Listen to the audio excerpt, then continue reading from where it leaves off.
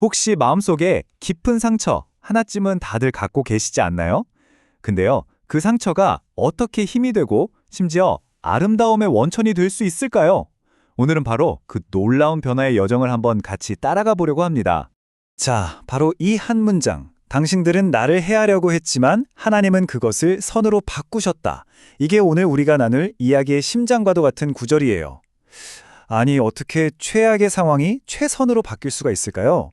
그 비밀 지금부터 한번 파헤쳐 보겠습니다. 자, 우리의 이야기는요, 바로 여기서 시작됩니다. 마음속에 있는 살을 애는 듯한 얼음산, 바로 상처의 방에서요. 아마 우리 대부분이 한 번쯤은 머물러 봤을 바로 그곳이죠. 우리가 흔히 상처받았다고 할 때 그건 바로 이런 내면의 부상을 말하는 거예요. 가까운 사람들과의 관계에서 혹은 너무 힘든 환경 속에서 생겨나죠. 어쩌면요, 우리 마음속에 사는 그 아이는 아직도 이렇게 여기저기 반창고를 붙인 채 웅크리고 있는지도 몰라요. 이게 너무 아프니까 사람은 방어적으로 변하잖아요. 그래서 때로는 마음을 그냥 꽁꽁 얼려버리는 거예요. 더는 상처받기 싫어서 뾰족한 얼음가시로 온몸을 감싸는 거죠. 더는 아무것도 느끼고 싶지 않아서 아예 감각을 마비시켜버리는 겁니다.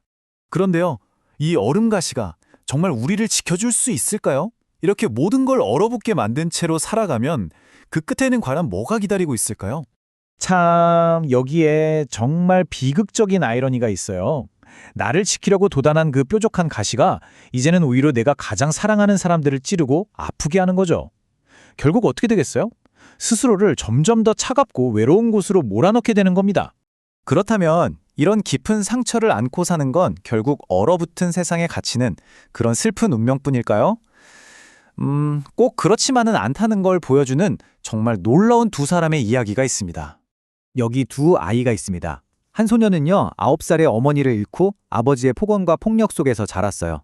나중에는 사랑하는 누나와 세 자녀까지 잃는 아픔을 겪었죠. 다른 한 소녀는요, 정말 지독한 가난 속에서 사생아로 태어났어요. 감자 포대로 만든 옷을 입고 9살에는 끔찍한 성적 학대까지 당해야 했습니다. 상상조차 힘든 어린 시절을 보낸 이 아이들이 커서 누가 됐는지 아세요? 바로 에이브래임 링컨과 오프라 윈프리입니다. 정말 놀랍지 않나요? 어떻게 잿더미 같던 과거에서 이런 위대한 인물들이 나올 수 있었을까요?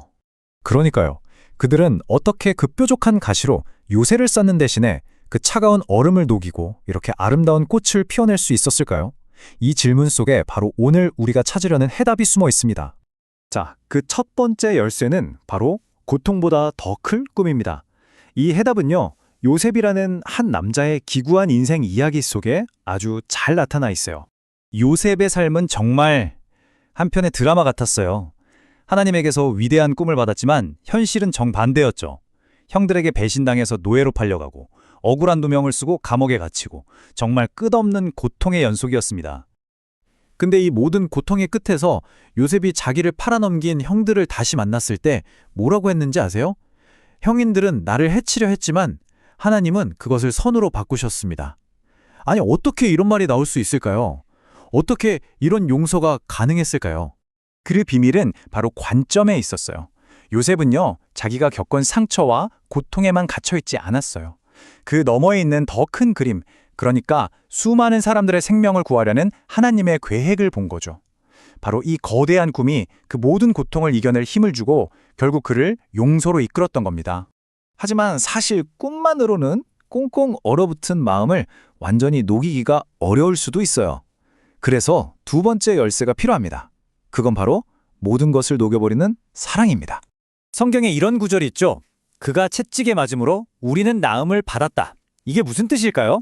이건 바로 누군가가 내 가장 깊고 아픈 상처를 대신 짊어져주는 그런 궁극적인 사랑을 말하는 거예요. 이 십자가의 사랑, 이 사랑이 대체 어떻게 우리의 얼어붙은 마음을 녹일 수 있을까요?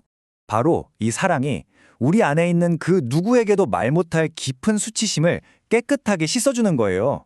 그리고 비로소 나도 사랑받을 만한 존재구나 깨닫게 하고 나 자신을 사랑할 용기를 주죠. 그렇게 얼어붙었던 마음이 녹아내리면 다른 사람을 다시 사랑할 힘도 생기는 거고요. 자, 고통보다 큰 꿈 그리고 모든 것을 녹이는 사랑, 이 두 가지 열쇠를 가지고 다시 링컨과 오프라 윈프리의 이야기로 돌아가 볼게요. 과연 그들의 삶에서 이 열쇠들은 어떻게 작동했을까요? 보세요. 링컨과 오프라 윈프리 둘 다 자신의 그 끔찍한 비극을 뛰어넘는 더 큰 목적과 사랑을 발견했어요. 링컨은 어머니가 유산으로 넘겨주신 낡은 성경 속에서 그 사랑을 붙잡았고요. 오프라는 자신의 상처마저도 선하게 사용하실 거라는 하나님의 계획을 만났던 거죠. 바로 이게 그들의 인생을 바꾼 결정적인 전환점이었습니다. 정말 놀랍지 않나요? 그들의 가장 깊었던 상처가 오히려 가장 강력한 힘이 된 거예요. 다른 사람들의 아픔에 누구보다 깊이 공감하고 새 생을 치유하는 가장 소중한 자산이 된 거죠. 결국 모든 이야기는 우리가 처음 봤던 이 한 문장으로 다시 돌아옵니다. 이제 이 말은 그냥 옛날 요셉의 이야기가 아니에요. 바로 오늘을 살아가는 당신과 저의 미래가 될 수 있는 아주 강력한 희망의 선언인 셈이죠. 그러니까 꼭 기억하세요. 여러분은 여러분이 겪은 상처 그 자체가 아니에요. 당신은 사랑이고 당신은 꿈이며 당신은 축복이 흐르는 통로입니다. 이게 바로 당신의 진짜 정체성이에요. 자, 이제 마지막 질문을 여러분께 드리고 싶습니다. 당신의 그 아픈 상처는 과연 어떤 아름다운 꽃을 피워낼 가지가 될까요? 당신의 진짜 이야기는 어쩌면 지금부터 시작일지도 모릅니다.